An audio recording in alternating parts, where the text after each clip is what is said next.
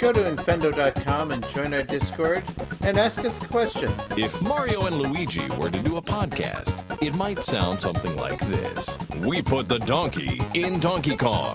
Infendo Radio is on now. One of these days, the entire show is just going to be Eugene at the soundboard doing all the intros back to back to back to back to back. Hello, everyone. Welcome to Infendo Radio, episode 654. I think. Did I get that right? Is that the Kirby power-up sound of the episode title correct? I don't know. I'm just messing with my soundboard now. Well, clearly I got it wrong because I just died. Welcome to the show, everybody. We've got a show for you tonight. I'm not going to tell you it's our best show ever, but, it just might be. So just stay tuned and see what you think. I am joined by the bluest man alive, Eugene, and the whitest man alive, Justin. So, Bluey, how you doing? Doing all right. That's all you got for me? You're doing all right? It's gonna be one of those shows. All right. Well, you want one of these? Thank you. I appreciate that. You can make all those noises actually in Kirby Diner Dash, whatever that game is called that I've been playing for like all my life. If you press the little D-pad on the controller, he like goes hi and stuff. It's really cute. Anyway, you can find Eugene over at Infendo.com. That's where he lives and does all the stuff he does. So you gotta check him out on there. Mm-hmm. Justin, how are you doing, and where can the people find you? I am doing okay. Oh boy. Told you, it might not be our best, but it's definitely. If I ever get one of those things, Lucas is going to go out of his mind. If you ever get one of those things, I am going to. You can follow me on Twitter at InfendoJustin and go to the DisneyParkBench.com to see what I'm doing over there. That's all I'm going to say. Yeah, if you ever get one of those devices, you're getting a 5-minute segment called Justin Gets to Speak, which I'm considering employing for Eugene at this point, but we'll see how the night goes. So the big news, the big happenings, what's the haps, is that Splatoon is getting a, whatchamacallit? What are those things called, guys? Help me out. Sequel? Splatfest preview. Splatfest World something is I think what they're trial calling it. Demo test fire. Yeah, you can download Splatoon 3. Splatfest World Premiere Demo. Thank you. Is the official. Thank you. So you could get yourself that. Go online, download it if it's available yet. I don't know if it's available yet. You can go download that. And you can download it. You just can't do anything with it. When it comes time for the Splatfest, you can play it and participate in it. And the first one is usually pretty special. I remember my very first Splatfest when I was trying out Splatoon for the first time way back on the Wii U. I don't know if you guys do, but it was fun. I had a good time. And I don't know. I just like it's if you're into Splatoon, if that's your jam, if that's everything that matters to you in life, then this is your chance to give it a try and see what you think about the new game. Do we know what the actual date is for the Splatfest? Does anybody have that data sitting in front of them? Yep, the 27th. I believe it 27th. Starts on the 27th. All right, 27th. So the 27th. So that is actually this coming weekend. So if you're listening to this show, it better be like the version that we pump out on YouTube the next day, because it's coming up. So get your game and get ready to play some Splatoon. I already told Eugene this pre-show when we were kind of getting ready to set up. I don't know that I might download the Splatfest just to try it, maybe make it like a video or something. But I don't really have that much interest in Splatoon 3. I've tried to get into Splatoon twice and I got very close. Like I got kind of into it for a while, especially with Splatoon 2. But I feel like I've never really had a good core group of people to Splatoon with for a long period of time. Like Steve and I did it for a while, and I think we had a couple of people that we played with on and off, but it's just never. I know there were some times where all four of us were playing. But I it was remember rare. we played. Yeah, we played with you for a while back in the day. I don't really remember ever playing with Eugene, but I'm sure you jumped on at one point or another. But I don't know. It's just like it's one of those games that's never really hit that sweet spot. The fact that like the core game is a 4-player experience makes it hard because like you can't really do like I remember with Steve we would do like 2 players and sometimes we'd be on like opposite teams and stuff because to do like normal teams you had to do like competitive and make your own team. Steve never wanted to play competitive, so it's kind of a rough it's a rough game to get into if you don't have like a squad that you play it with, and I've just never had that. So I don't know if Splatoon 3 is really up my avenue. I think I could have fun with the Splatfest. So I think I will probably try the test fire if I remember this Saturday. But what do you guys think? Splatfest? Do you remember what that was? Because I think the first one was Ketchup versus Mayo, wasn't it? I thought it was like cats versus dogs. Yeah, I think you're right. Ketchup and Mayo. I think that was the test fire for Splatoon 2. Okay. Let me double check. I'm excited for this game, honestly. Wikipedia right now. Yeah, the while you first guys are ever PDAing. Splatfest. The first ever Splatfest Cats was and cats dogs. versus dogs. Cool. Yep. Yeah. But if you were in Japan, no. Like a week later, they did roller coasters and water slides, which I don't remember. That's weird. Interesting. Yeah. I really am kind of a little bit too excited for Splatoon, maybe, because this is one of those games where I know that I'm only going to play it for like 20 or 30 hours. Like, I'll be real. But I'm going to play it for 20 or 30 hours, like, really freaking hard. You know what I mean? So, and I miss playing a first-person shooter type of game, even though this isn't really a first-person shooter. But, you know, I haven't played PUBG in a while. Haven't played Call of Duty in years. This is just kind of a nice middle ground in between that because I don't have to get the most kills. Maybe I'd get the most ink on the map, and I can still help my team win. You know, like it's always there's always that aspect. I do. I have to be the center of attention in every game I play, and I have to be the star of the show. And so we would actually do really well in like a squad, like a dedicated squad where we could like complement each other. But I have a lot of problems playing Splatoon because I really want to be very good at it. And I'm good at it, but I'm not like great at it, you know? And that's an issue for me. I'm not good at the combat part of it, but which is why I've always gravitated towards the rollers, and this is where, you know, I'm kind of like Eugene, like while everybody else is shooting each other, I'm running around trying to cover as much of the level as possible, as far away from everybody else as possible. I do that too, but what I would do is I use the paintbrush. That's my go-to.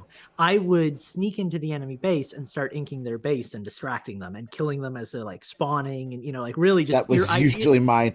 Irritating them is my goal. Like, some of my favorite matches were the ones where I had the enemy base completely surrounded, so that, you know, like anybody, as soon as they spawned, I was right there to get them. No, it's fun to be the irritant, you know, but yeah, I just again, like I feel like if I had like this is ironic because we're technically, like with Steve included, we're a group of 4 people here, you know, but if I had a group of like 3 really close friends that really liked playing Splatoon and we're like, all right, it's Saturday night, let's fire it up, you know, kind of thing, I just get really into this game. But playing with strangers, I find I get really like, I can do Rocket League solo.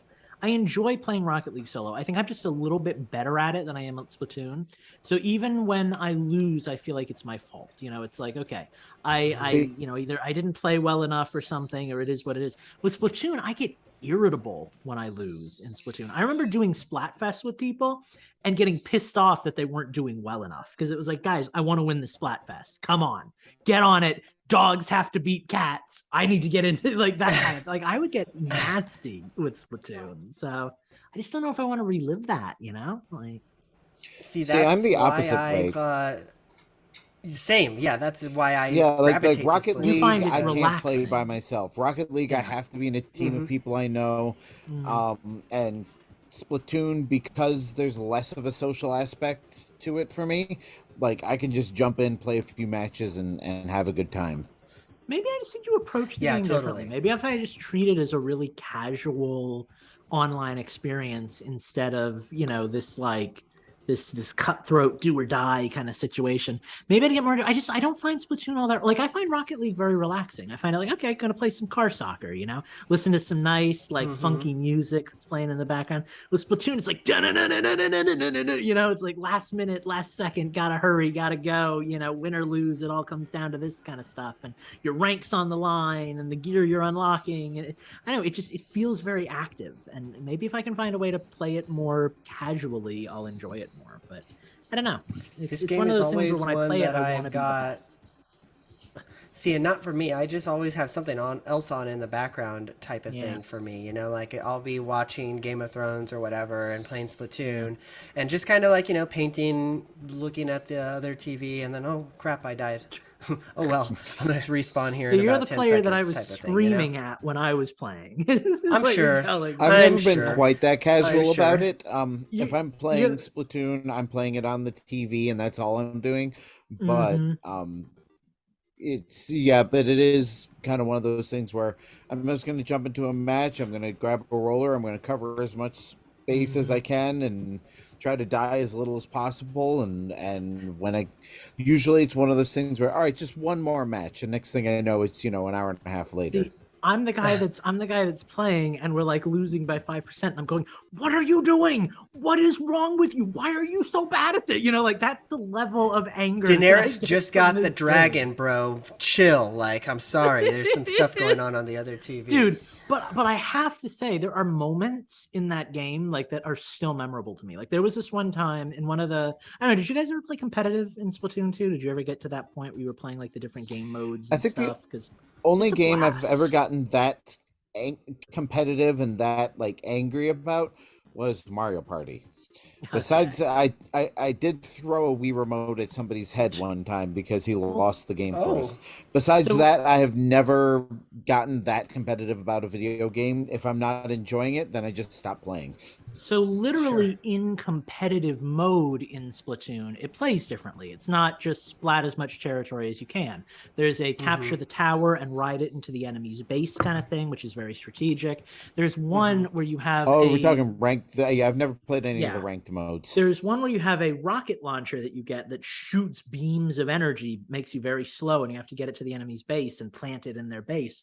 I had a moment where I went from the neutral ground and rode all the way up the skyscrapers and planted it on their base in one move. And it was like the most satisfying thing I've ever done in a video game.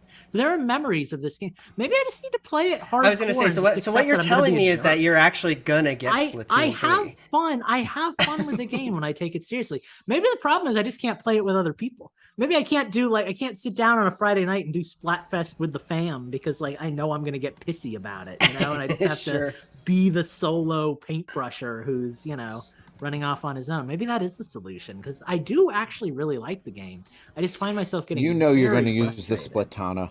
See, I might really like. I love. Cool. I just need to know how it plays because I love the brush. I like the idea of having this quick weapon. You pop up, back in, back up. I tried getting used to the paintbrush, and I think if I were to have a second favorite, that would be it because it is very close to the roller, and that it covers a lot of area, and it's much more of a defensive weapon than an offensive. Well, yeah, you leave yourself. I can't get the aiming well enough to compete in that stuff. The paintbrush is almost like a ranged version of the roller, although the roller has its like throwy, flingy thing too. But the roller, you're offensive. If you can sneak up behind somebody with the roller, you've killed them. With the paintbrush, you might not be able to kill them. With the paintbrush, you're hopping in and out and really pissing them off. You're giving me PTSD flashbacks of having you on the other team and then just remember that? No, I think Splatoon, the only other game I get like that with is Smash Bros. When I play Smash Bros. Online, which is why I don't play Smash Bros. Online anymore. Because too much of my self-worth is tied up in some of these online games. And it's not a good thing. I don't like saying that, but it's just who I am. And I think I'm pretty good at Smash Bros. When I play Smash Bros. With other people that I know, I usually win. So I expect that. And then I go online, and online, there's always going to be a lot of people who are better than you. And I'd say I'm like 50% when I go online with strangers.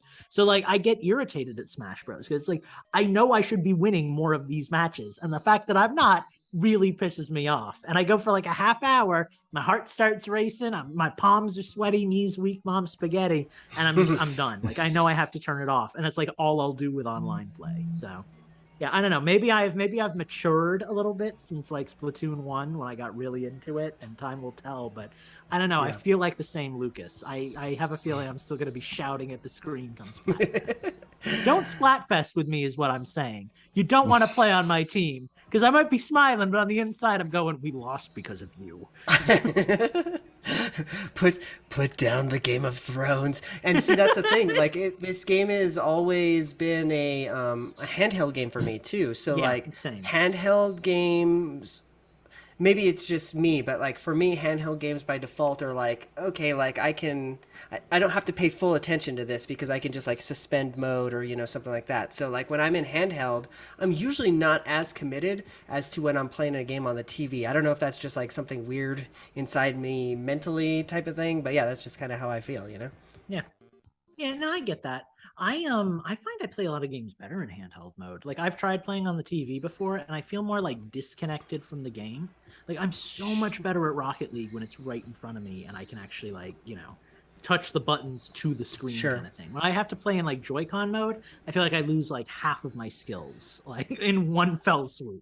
When I'm playing on the TV, I'm always, it's like, okay, like on the big screen, yeah, exactly. I'm focused on this and this alone type of thing. Yeah. Yeah, I can't use a Joy-Con when I'm playing on the TV unless it's, you know, one of those games that requires it. Like I'm always on using a Pro controller, or some variation of a Pro controller. See, the only time I ever don't play on handheld is when I'm recording. And then it's like a whole big, like, okay, even then I'm playing on like my laptop screen, you know, but then it's like, okay, this is a whole big thing. I'm going to be talking to a bunch of people who may or may not exist based on whether anybody watches this. Like it's a, you know, it's a whole different experience for me, but I rarely, if ever play. The last game I seriously played on TV was Metroid because Dad got it for Christmas and we played it together and it was fun. You know, it was a game that was meant to be played between the two of us, you know, but I don't play many games on the TV. It's just not how I you know, it's not how I play games. So. Sure. Anyway, in other news, Pokemon is making a car. Justin, you want to tell us about that before we change the system?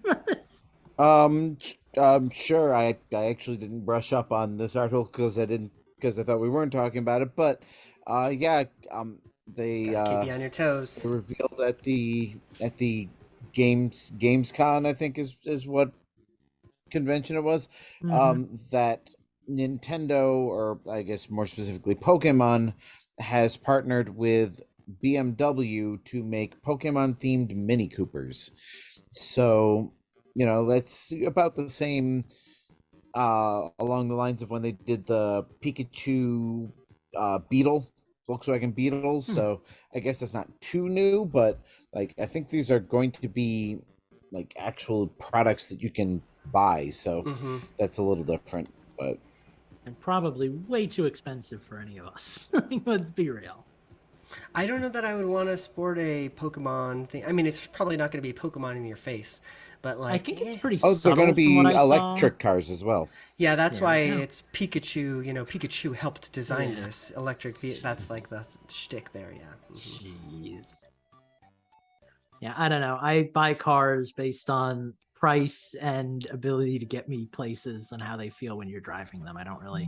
A car is not a purchase I would make based on a Pokemon thing. Although I will say, I think if Steve had an unlimited income, he would buy a Pokemon themed car. Oh, come on. You're telling me that if a Monster Hunter Land Rover came out and you could afford it, you wouldn't get it? That's the car for me. And Rathalos Land Rover. Yep, and then what happens is you pull the winch or something like that, and the Rathalos head pops up on the hood. That's what would happen. There's a switch axe on the top, and it goes from axe form to sword form. And yeah, no, exactly. You nailed it. On the wheels, instead, there's like little spikes in the form of Monster Hunter daggers.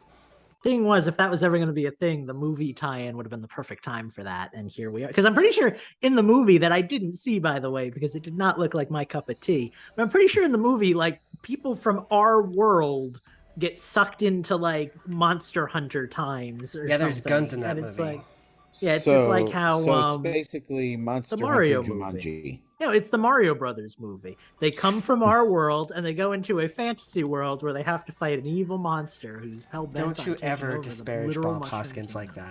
that ever again. I freaking love that movie, dude. You fight me. Bob Hoskins is a brilliant, brilliant monster.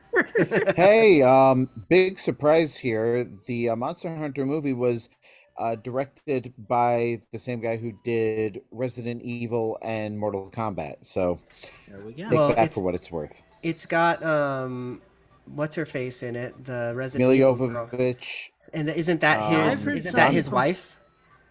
Pretty sure that's the director I guy's don't know. wife. I've heard some people say that they enjoyed this movie. I will not disparage it because I have not seen it, but it wasn't what I wanted a Monster Hunter movie to be, just based on trailer alone. I would really prefer just like a in-universe, like you live in this village and we have to go out and hunt the monsters, kind of like that would be Sure. more my speed than like the we've been sucked into the world kind of thing, whatever. It is what it is. Anyway, Pokemon's making a car and it's time to change the system. Who wants to talk about the games they've been playing? Well, I'll go first unless Justin's about to go. It sounds like you were ready to change your system. Mine's gonna be Either way, short, so you I'll- don't usually go first, so go ahead. I'll go last. that sounds fair. Mine is going to be rather short. long. I'm still traveling the lands between and trying to get all the achievements in Elden Ring. That's proven to be a lot more of a chore than I was expecting because I knew that there were like bosses that I had to fight that I hadn't fought on my first run, but I didn't realize there was entirely new places I haven't been to that I was gonna have to beat for the first time and relearn like oh yeah, this enemy pops up here, that type of thing. So it's fun, but it's proving to be kind of a chore. It's like, okay, I just want to get done with this damn game. And I'm not yet, but I am in this really cool place right now that I'm glad that I went back and revisited because I never saw this in my first playthrough. It's like this, I guess, spoilers. Take off your headphones for the next 10 seconds if you care about Elden Ring spoilers. But there's this level where you're on top of this big, huge freaking tree. And you're just going from branch to branch. There's all these big, huge ants that are on the tree. So it's really cool. It's just different, And I was like, oh yeah, like a Mario Galaxy 2 level. yeah. So I was just like, oh yeah, this is cool. I'm glad that I went back and experienced this, I'm glad I didn't miss out on this. So, but it's hard, it's especially on the New Game Plus, everybody gets a little bit more health. The bosses are a little bit harder type of thing. So, but, yep, that's Elden Ring. I've been playing the Wii U as I was talking to Lucas about pre-show because my kiddo is finally to the point where he is obsessed with freaking screens. So he always wants my phone. He always wants the tablet. He's he thinks that the TV is a touch screen type of thing. So I was like, okay, you know what?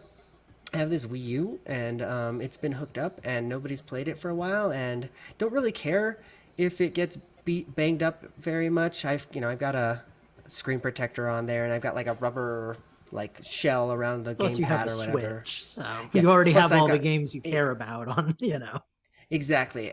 Granted, if my Wii U were to break, I would definitely I would replace whatever broke for it because I still want my Wii U. I still like the Wii U, but I don't. It's the kiddo. The kiddo can play with it a little bit, and he's into Kirby, so that's why we're listening to this theme song from Kirby's Adventure because that's what he's been playing. He doesn't know how to really play. It's literally just oh yeah, I'm pushing the button and the character is moving type of thing. But it's cool to see the gears start turning. You know what I mean? I get the he pushes up and then Kirby starts flying and then he starts laughing. It's cute. It's cute. I like it. And pink is actually his favorite color, so he loves Kirby. He is all about it.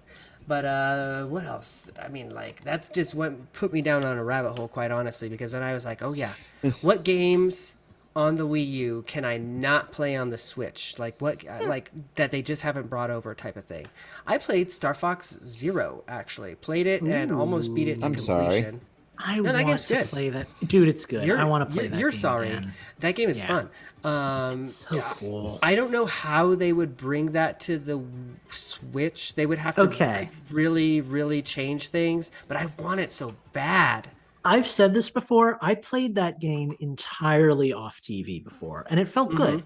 I don't remember the mechanics of it that well, but I think if you play off TV and you turn off the main TV, you can see the action and slightly move the screen to help you aim while still aiming with the right stick. I seem to remember doing something like that. It was a very good off TV game. I think you could make it work on a single screen. I don't think you have to do the. I would rather see them make a unique Star Fox game for the Switch, honestly, because I But we'll feel never like see Star that. Fox Zero is Well, too yeah, exactly. Wii U specific. Yeah, no, I really want that yeah, game back. I really want that game back.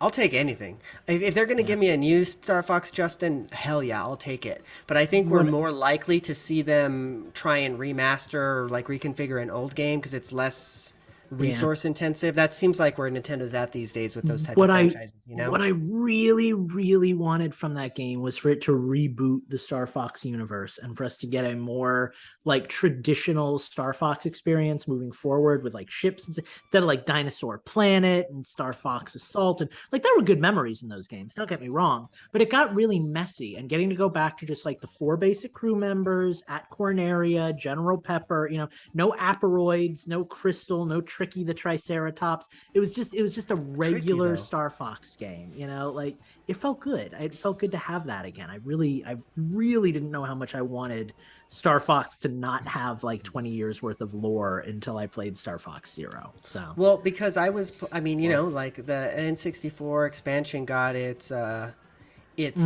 expansion this week, and I went back and played Wave Race 64, and I realized I'm gonna get crucified for this, but I realized, oh yeah, I don't like Wave Race 64 that much. Yeah. So I went and played Star Fox 64 instead, and I was like, oh yeah, this game still holds up. It's so good. And then I was like, well, now I want more stuff. I beat Star Fox 64 on all 3, like, you know how you can do the top and the middle, and I did all of it. I played for like 3 hours that night, and I was like, man, I love this game. So then, I booted up Star Fox Zero.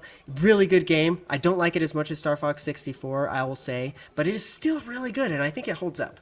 So, but yeah, that's kind of my change of system. Oh yeah, go ahead. Have you thought about going back and trying Assault again and seeing how you feel about that one? Because that did have a lot of classic Star Fox in between, like the land levels and stuff. I loved Assault, but like as soon as you took Fox out of his ship, I was like, yeah, it was hard. I'd be interested to see you go back and play that though. I think I would go so far as to say that's probably my third favorite Star Fox game. Kind of like what you're saying, Yeah. There's an order to them, but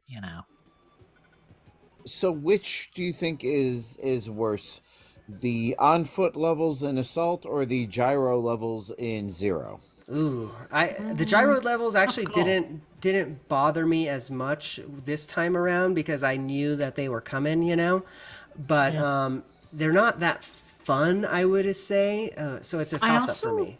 I also remember the gyro levels in Zero being less prevalent than the on-foot levels, but I actually didn't mind the on-foot levels in Assault. I actually kind of enjoyed them. The ones that kind of kill it for me are like in Star Fox 64 where you have like the submarine level. Like that one is kind of a deal breaker. I like the submarine actually. I always try to avoid that one because I don't like the way it plays. The Landmaster levels aren't as bad, but nothing beats being in a plane, Like that does it for me. Yeah. Like the I just like the the on rail the on rails Star Fox, like, and it doesn't even have to be on rails for me, like Sector Z where you have to fight all the missiles that are coming at the ship and stuff. Like I'll take a good like open space type of like I really liked what was it that Star Fox knockoff that came out on the Wii U or Switch or whatever it was. Starlink, where you could play as Star Fox. Like that was kind of a fun little, like, it wasn't a great game. I've tried to go back to it and it's really hard to go back to because the mechanics are really kind of messy where you have to go from like planet to planet. But when you're just flying around space blowing up ships, it's a really satisfying game. So yeah, I don't know. I could get into like an open world kind of like No Man's Sky Star Fox experience. It's just just give me more Star Fox, man. It's such a good series. It's such an underrepresented series. To answer your question, Justin, gun to my head, I think I would take the gyro levels over the on foot and assault. Although I haven't gone back to assault, so I have my assault. opinions could change. Yeah, I have assault. I haven't played it in probably 20 years, so I couldn't tell you how I feel about it. I remember kind of fizzling out on it, but that was also a time when I was getting like a new game every month. So That maybe nowadays first Corneria I can level devote time to it. That's I think I'd actually prefer the on-foot missions over the gyro missions. First off, there's like a flavor aspect, like you're actually Star Fox running around instead of like a little bird like ship, which like immediately does me some good because I get really into like the actual like, you know, the story, the immersion kind of stuff. But I actually enjoyed like you'd run into a building and shoot up a bunch of guys and then hop up and find a switch and stuff. Like I thought the on-foot levels in Assault weren't all that bad really. So I'd have to go with that. Plus, my dream in Star Fox 64 was always unlocking the on-foot holograms for multiplayer, and like I never got to do that as a kid. If you beat like hard mode with every medal, you get to play on foot in versus mode. I remember doing that and being wildly disappointing because it wasn't very fun. Yeah, but I always wanted that as a kid. Getting to do that in Assault was cool, and Assault was where I spent most of my time with my friends as a kid playing battle mode because you could like hop multiplayer onto was good. Dude, we used to like hop onto the R wings and then like do flips and catch each other on the R wings and stuff. Like we were so bored as kids. We did anything we could. We put these games to their limits. We should have been paid as game testers. Like, yeah. So there's some good memories for Assault with me. I think the worst thing about Assault for me was I thought the whole like Aperoid thing was really lame. Like it was very Borgish. And I honestly can't even remember that. But now that you say that word, I'm like, oh yeah. There's a line like right at the end where Fox is like, "Say your prayers, you evil space hag," and I'm just like, "Oh, it's so bad." Like the writing is so bad, but you know, what you gonna do? Yeah, well, yeah, that's it for me though. So I thought I was gonna be short, but you know, here we are talking about all my retro games. So thanks for indulging me. Well, Lucas insisted he's going last, so I guess that means I'm next. That'll do. I finished Metroid Dread finally. Yeah, it's probably my favorite 2D Metroid. Well, I'm not even a huge fan of 3D Metroid. It's probably my favorite Metroid. Yeah, it's a good game. Like, okay, spoilers for 5 minutes. I have to talk about the things that happen at Metroid, Samus. So please take off your headphones for 5 minutes while we discuss about this. But wow, wasn't that so cool to get like the super suit at the end and just like wreck everything? Good funky power up Metroid suit. Good. Yeah, that was. I was slightly disappointed that she lost it at the end. Yeah. But like I can see if they make a Metroid 6 having this be something that you can like unlock or being like a gameplay thing later. For me, like it seems like they really did want this to be the final game. So I didn't really want it to end on a bad note. It was nice that it ended with like, okay, you're all good, you know, like it's all fixed. Let's go home and you know, hang out with your computer husbando and all that. So as a fan of the manga and then like the games that tied in with that, with like Adam from like Other M and what was the one on the Game Boy Advance that was so good? Fusion. And this being like a direct sequel to Fusion. Like this game did a good job of continuing and kind of wrapping up the whole story there with like Adam and the Chozo and actually getting to like experience like the Chozo again, who were like her surrogate parents. Like it felt good. Like it felt really good getting some of that lore back. That okay.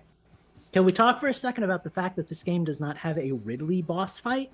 Yeah, how weird that is. It's the whole right? game. I was like, okay, how are they going to bring him back this time? But we did get Kraid instead, which I always thought was the more interesting mini boss anyway. But the Kraid fight was really good. But how unprecedented is it that we didn't have a Ridley boss fight in a Metroid game? I don't know if that's ever happened before, other than like Metroid 2. Isn't he in like 2 of the 3 Prime games? Like he's in it and then he dies and he comes back in Metroid Prime. I've never played enough. I've only ever played the first Prime game and I've never finished it, so I don't know what Ridley's role is in any of them. I feel like we've been pent up for like a year and we're finally getting to talk about this game. Like it feels really good to just be gushing No, this. it did so much for the franchise in my opinion, honestly, you know, like The controls were just pitch perfect. Like Yeah. that I 60 like frames per second gameplay. Oh god, it's I so will good. say, I will say, I still miss. I know I'm the minority here between the three of us, I think, but I still miss kind of the methodical plotting gameplay of Super Metroid over the fast-paced action, quick time. You know, I see I'm frozen as well, so we'll deal with that. okay, But so that's you, not me. but the fast-paced quick time, you know, event style of you know, this game, it was still good, it was still fun, but I usually find Metroid to be kind of a relaxing experience peppered with difficult boss fights that really up the ante and get your blood racing. This entire game to me was exhausting. It was only like 6 hours long, but every time I'd turn off the game I was like, oh my god, okay, we'll come back to this in a week and a half, you know. Sure. See, I loved what they did with the controls and all that, because you could play it like a standard Metroid game and just, you know, like power up your blaster and everything and just shoot everything with the angles in it. But if you can get that timing on the you know, on the deflect, you can get like a 1 or 2 hit kill. And you know, if there was like so one of the Chozo warriors, like one of the last ones that you fight, there's a spot where if you've got like that fraction of a second to deflect, but if you do it, you can skip like the entire second half of the battle. Right. And that's just so awesome to have that. Oh my god, I just, you know, like I just did this one thing that gave me so much. Same thing with Raven Beak. You know, you get those few moments where if you melee just the right moment, you get like a whole 5 or 10 seconds of just wailing on them with missiles. See, I started to find the quick time events to be a necessity by like the second half of the game, and maybe there's something there with like the difficulty levels, because I know you played on the more like user. I started on normal. Yeah, I started on normal, and then after not playing it for a while and getting completely lost, I restarted it in rookie mode just to get through it. And I don't know if I'll ever play it on normal again, just because, you know, is it worth I like it being able to finish games. Sure. I also found, I don't know if you had this experience, Justin or Eugene, but I found the game to be super straightforward, like very easy to just go from point A to point Z and get through the game. And the backtracking was almost like you do a lot of backtracking, like from zone to zone, popping in and out kind of stuff.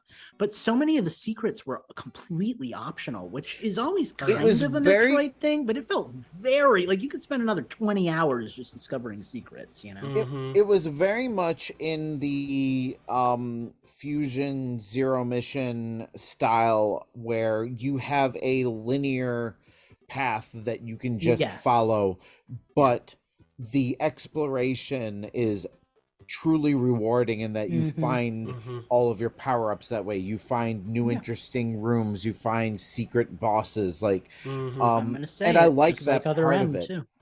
Just like Other M.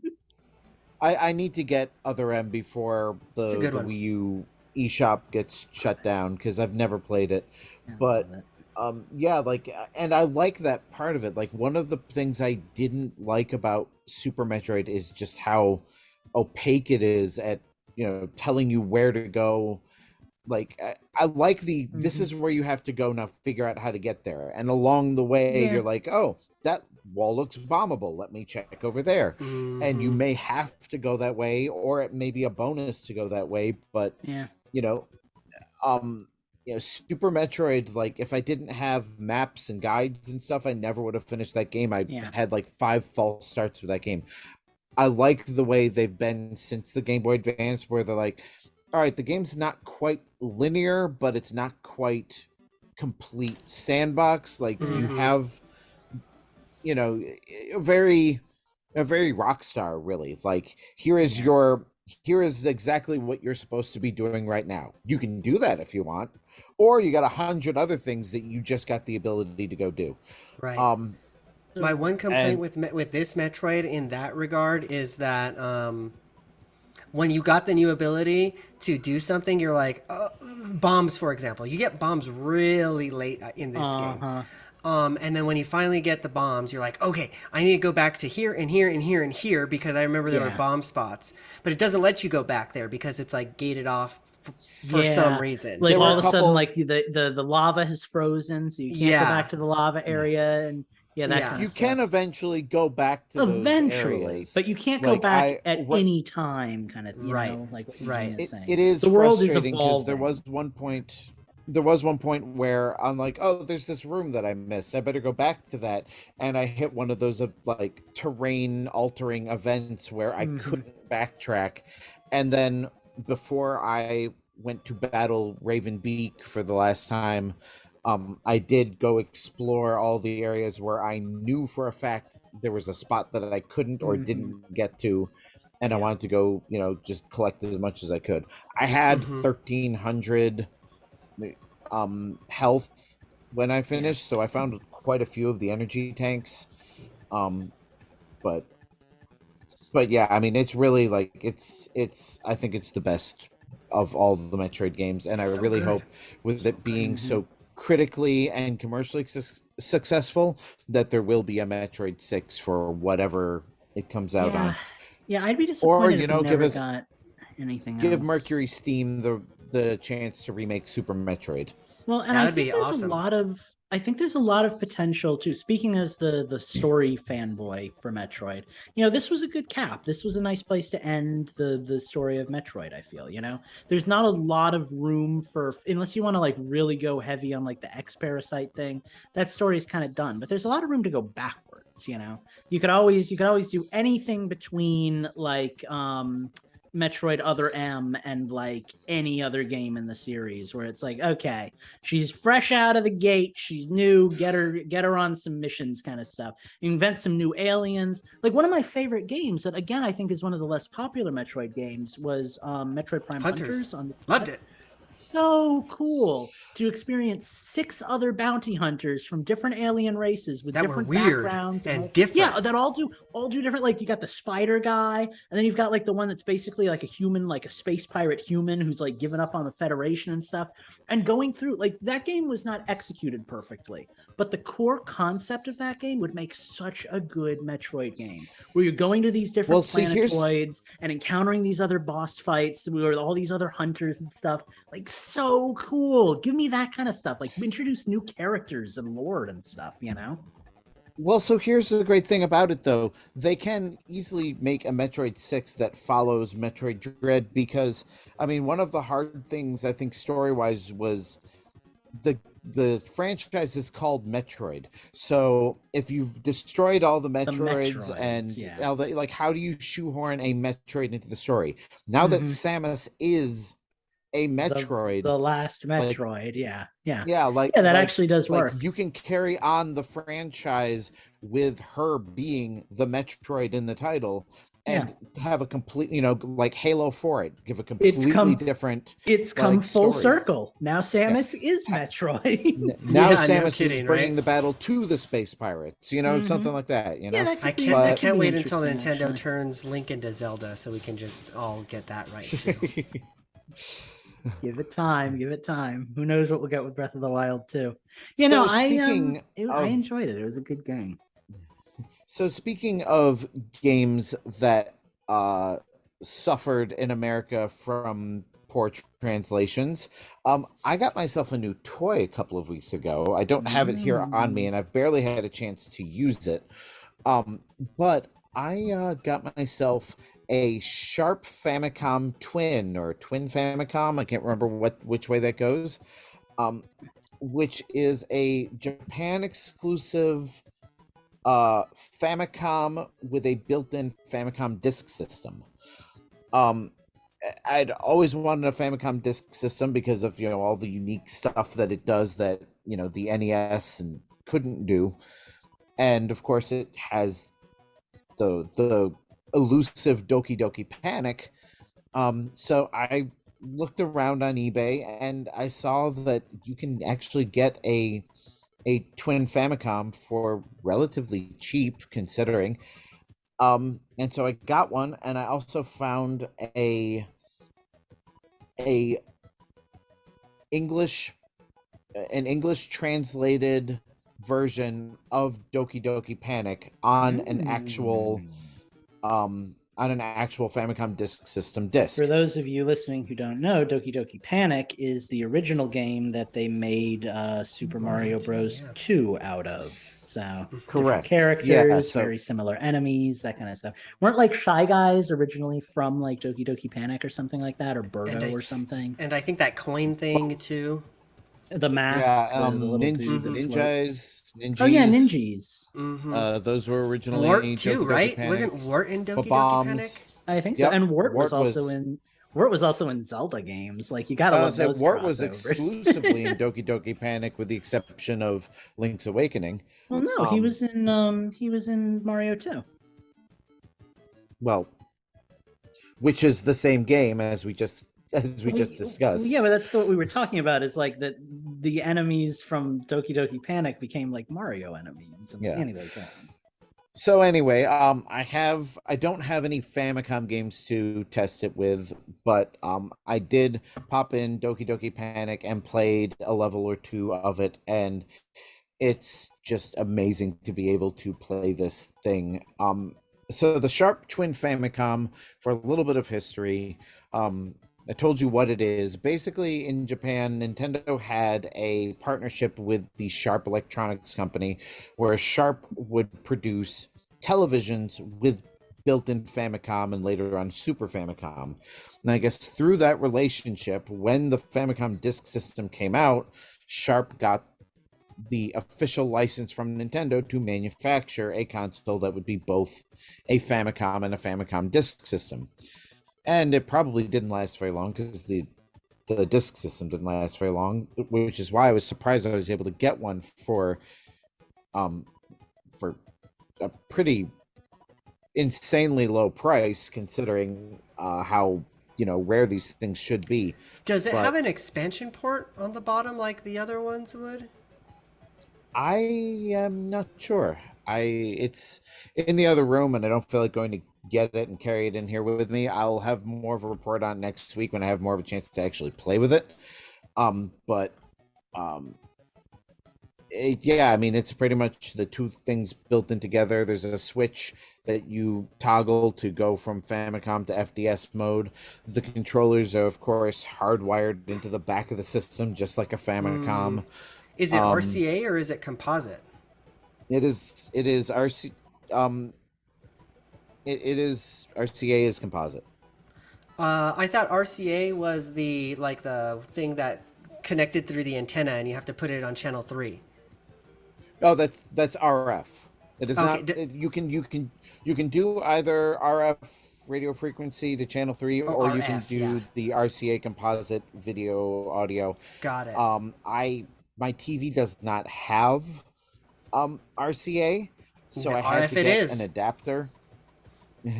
I had to get an adapter to plug that into the TV through HDMI, and I got to tell you, it's kind of like looking at it with your eyes open underwater.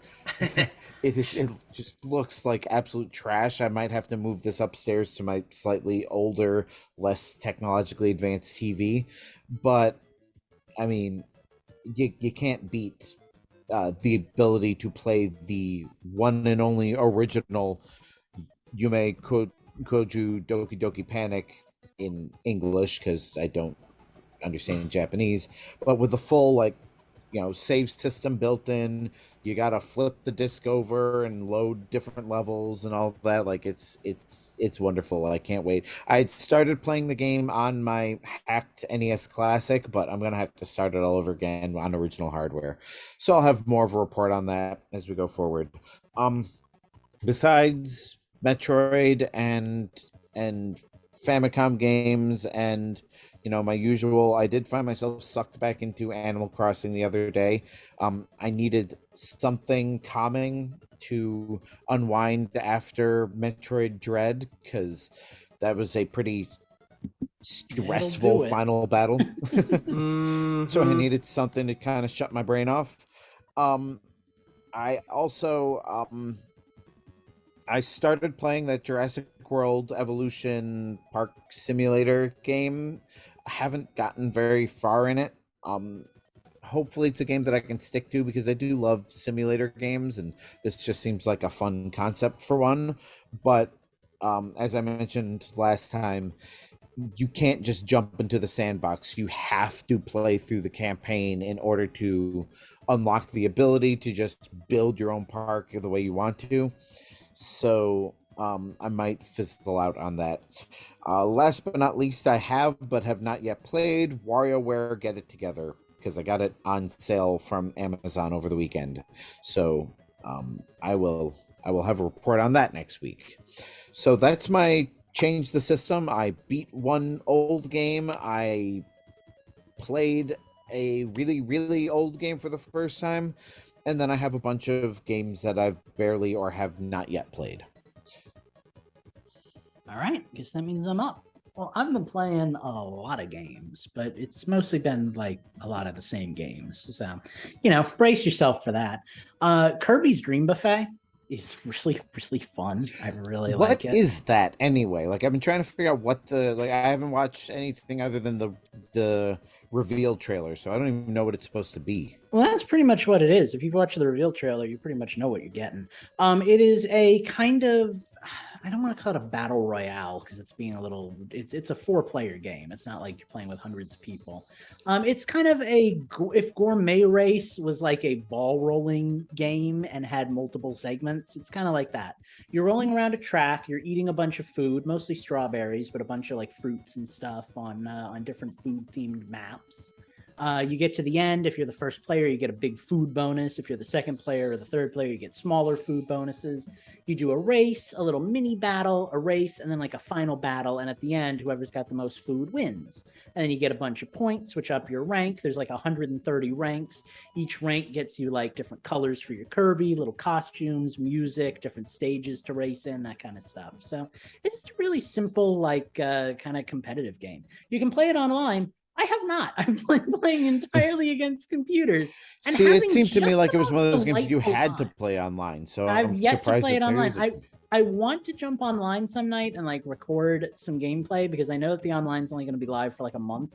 And I really want to capture some of that joy before it's gone so I can go back and rewatch it and be like, I remember when that game had online. That was a good night, that kind of thing. But I've just been enjoying just ranking up and getting there's costumes for everything. You can get like a little Waddle Dee eye and make yourself look like a Waddle Dee. I love that one.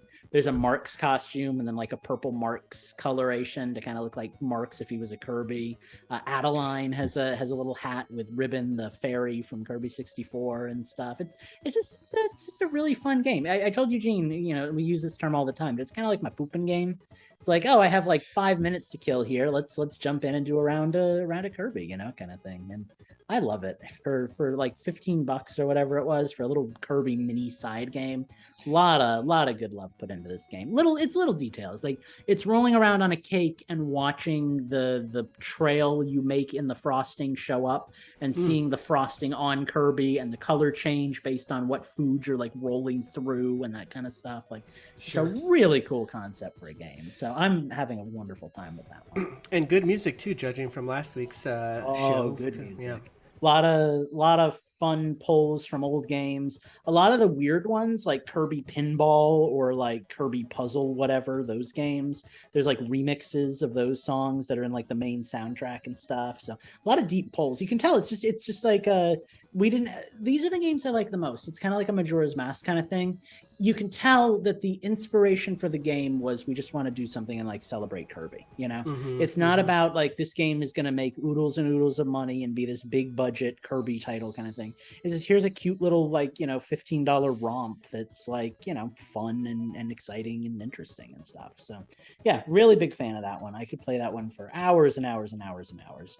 A game I have been playing for hours and hours and hours and hours is Path of Exile, because that game just started up a new league like 2 nights ago. And I'm ripping through it like butter on the bread. So for those of you who don't know Path of Exile, I've talked about it before on the show. I play with my friend Corey, who is my old childhood neighborhood friend who I've known since I was like 6 years old. He introduced me to this game, actually. It is kind of like the free-to-play version of, what are those games called? Help me out here, guys. God, what are they called? The really popular ones that I played with Steve. I keep thinking Doom, but it's not Doom. Oh God, I can't remember the name of it now. That's a bummer. It's like the whole description. Yeah. Anyway, it's like that game that I can't think of the name of, and Steve's not here listening tonight, so I can't tell you what it is. It's right on the tip of my tongue. I can see the thumbnail of the game. Diablo. I knew if I stalled on Diablo. It's free to play Diablo, basically. So yeah, you go through the main story, you get that over with, and then you have however many days left through the 90-day campaign to beat up a bunch of challenges, clear a bunch of super hard bosses, make the best build that you can make, and basically just bring home like a giant trophy that you put in your base before the next league starts. So we're on like day 5 of 90 days, so I'll be playing this until Thanksgiving, but having a really good time. I told him last league, so the skill tree, I'm kind of getting ahead of myself here, but I have a lot I love about this game. The skill tree is gigantic. It's like freaking like there's 500 nodes you can take. So it's really, really easy to make a crappy build, and I've done that several times. So if you really want to play the game seriously, go online, look at what somebody else is doing, and copy that. You can, but they require these orbs that are very difficult to get. You have to like go through all these different missions and stuff to get orbs of regret that you can then use to refund Good points. name. And yeah, and it's a whole there's all kinds of different orbs that do all kinds of different things. So those are orbs of regret. And yeah, I've respec massively before. Like I've built someone and then built someone entirely different. Now I told him this time, because my last one I used like a little floaty sword that followed me everywhere, and it was fun, it was adorable, but it was not a good build, and I did not get far. I did not have fun. This league, I was like, I want a build that's good, and I just want to wreck stuff. Like I just want to go through the whole game and barely have to work and just focus on the challenges. He's like, you want to use this build then where you have a giant ball of fire around you and you're just running and shredding up enemies. So that's what I've been doing. Yep. And it feels good. Like the last time I got this into it was my first league, and I got a jumbo-sized trophy, like really close to finishing all the challenges. I want to try to do at least that well in this league. Like I want to really hit this one hard and really, really push it to the limit. I don't know how I feel about my Diablo character getting wiped after. I totally understand that. There is a free mode where it never happens, and you can just play the game ad infinitum, but it doesn't have like challenges and stuff like that. So you're really just kind of playing it to play it, you know? I did that my very first time, and then I jumped into leagues. I like the refreshing challenges. I like starting a new character from scratch, trying a different build, getting through the challenges, and then seeing how far I can go in a month kind of thing. That's what appeals to me about that one. But I totally understand the lack of appeal there. So there is an option for that. I said this was a free-to-play game. Luckily, the entire game is entirely accessible without putting any money into it. And you can't put money into the game to advance yourself in any way. You can't buy orbs of regret. You can't buy, items that'll make you stronger, that kind of thing. It's all cosmetics. The cosmetics are horribly egregious, though.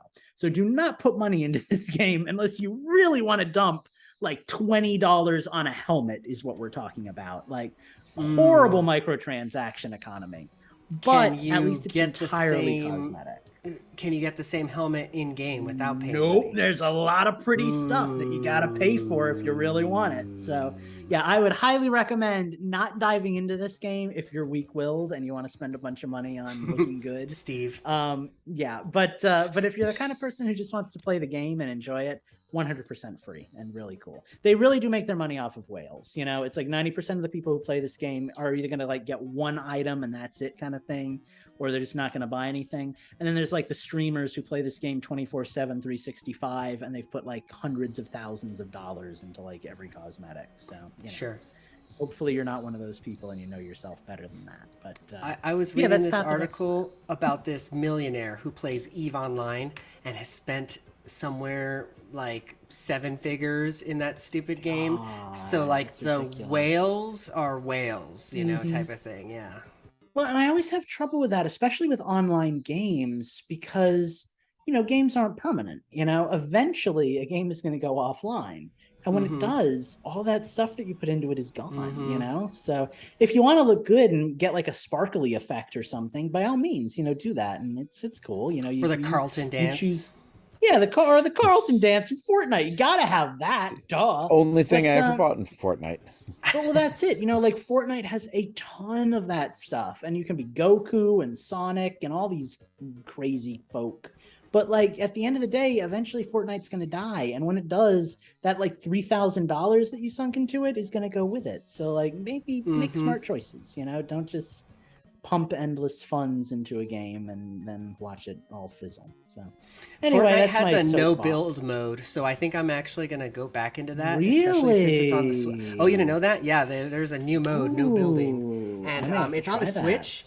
And I've been kind of hankering for a battle royale, and I'll always play a game more if it's on the Switch type of thing. The building is the one thing about Fortnite. Same, I hated that. Yeah, hated that. So and it's apparently here to stay. I forget what the mode is called, but it's gained a lot of resurgence amongst the community since they added that. I bet. No, that's really cool. Okay, yeah, I might have to actually re-download Fortnite then at some point.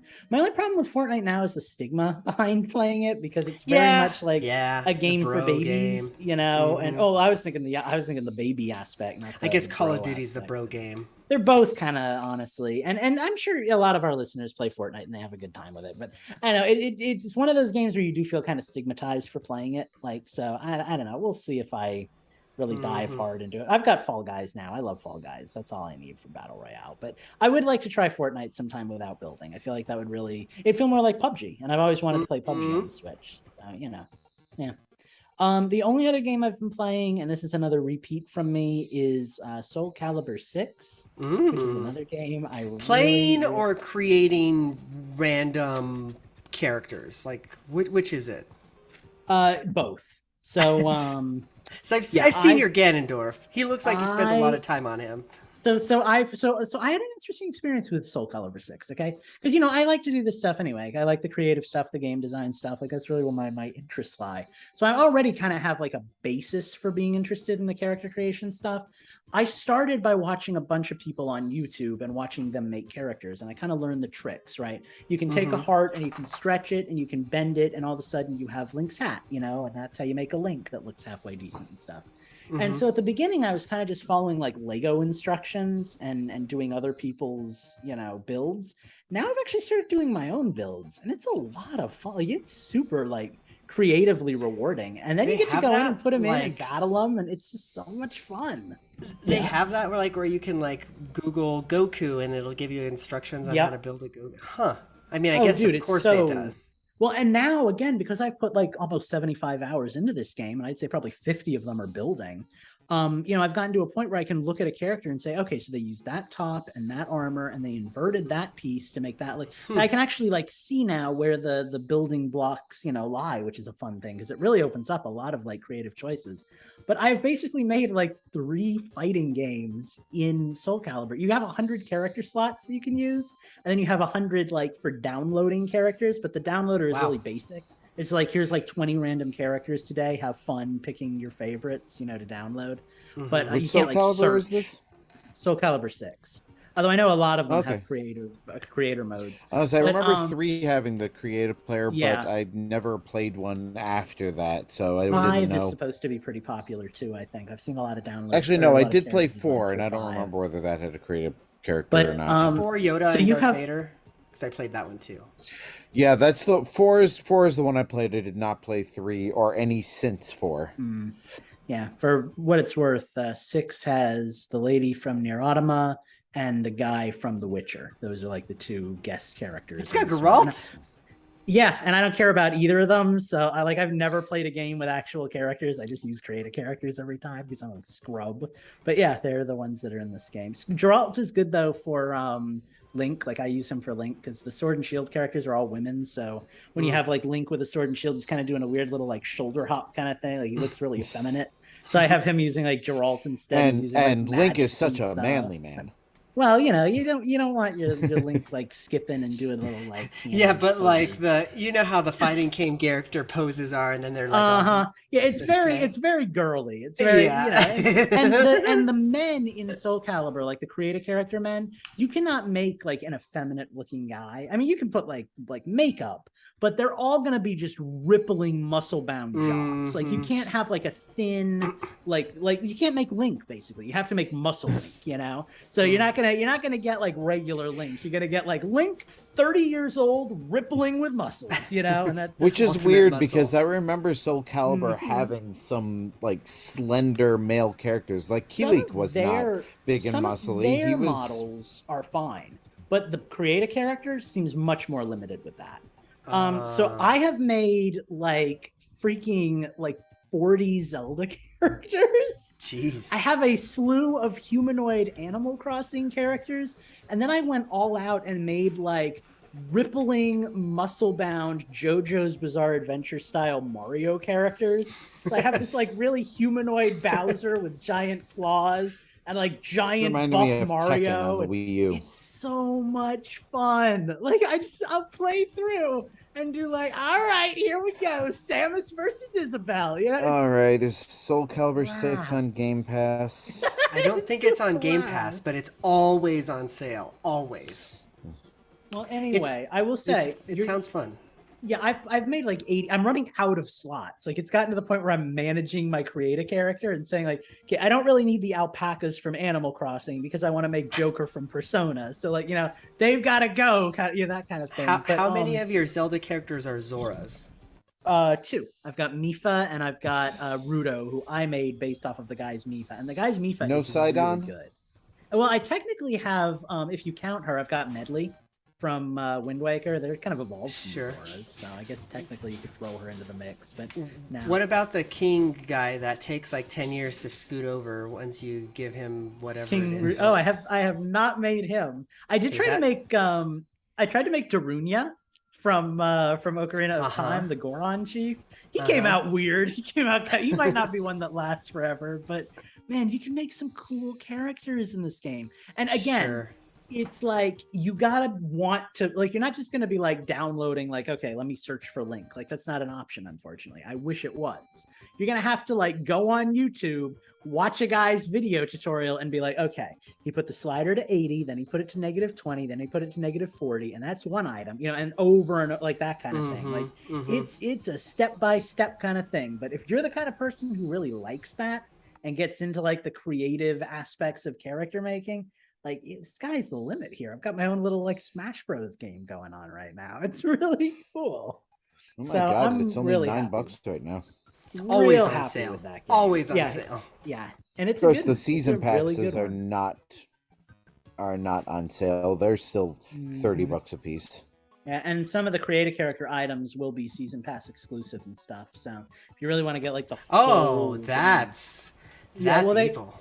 Well, they added like more stuff with season passes. So there's like items that are like, it's like I was watching one guy and I was like, how did he get that outfit? Like, where did he find that? And then I was like, oh, it's a season pass thing. Okay, gotcha. But yeah, no, it's a really cool game. I really recommend it. And as far as fighting games go, it's a really satisfying 2D fighter. I usually can't play fighting games on very hard.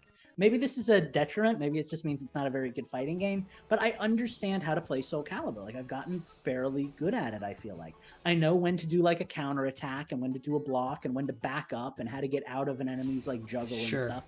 I can't do that in Street Fighter. In Street Fighter, if I'm not playing on like normal, I'm losing against computers. But I can actually play on the hardest difficulty in Soul Calibur, so I got really good at Soul Calibur 2. I don't know if I'd be good at any of the newer ones. I like it. I like it a lot. It's solid game. And of course, this is all leading up to the fact that the JoJo's Bizarre Adventure fighting game is coming out in like 2 weeks, and it's all I can think about and eat and sleep and drink. So I've really just been trying to placate that with like any game.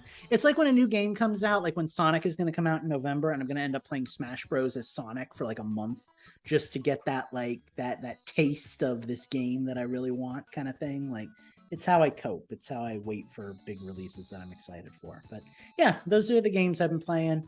We have gone way long, so we're going to cut it off here and we are going to end the show. We actually have quite a few question block questions But we kind of internally decided, I think we're going to push those off till next week. So we will ask those next week, I think in lieu of news, unless something really big comes up. So stay tuned. If you asked us a question this week, we appreciate it. We will get to your question. Have no fear. If you would like to add to our question block and make it like a mega episode and ask us more questions for next week, you can do that over on our Discord channel. We can either replace news or change the system, whichever one is least interesting. So if we got a half hour's worth of questions, then we'll just cut out a different section. We'll figure it out when we're not on the air. So we'll have a conversation about that and get back to you. But we'll do that. So ask us questions. Go to our Discord, tweet at us, whatever you want to do. Like Discord's best, really, because that's what Eugene checks. But yeah, ask us questions and let us know, and we'll answer them on the air next week. And we'll do like a question block mega mix. So yeah, anyway, thank you all so much for watching this episode. We hope you enjoyed it. We'll be back again soon with another one. See ya. See you real soon. Bye. Thank you. So I did a thing here, and you can leave this in, but I did a thing. Like halfway through that outro, I defaulted to my YouTube outro, which is thanks for watching. Different. I'll be back again soon with another one. See ya. And like by the time I got to see ya, I was just like, I guess I'm just doing this. Like I guess I'm just doing this now. And it felt wrong not having a bye-bye. My mouse batteries died, so I'll be right back.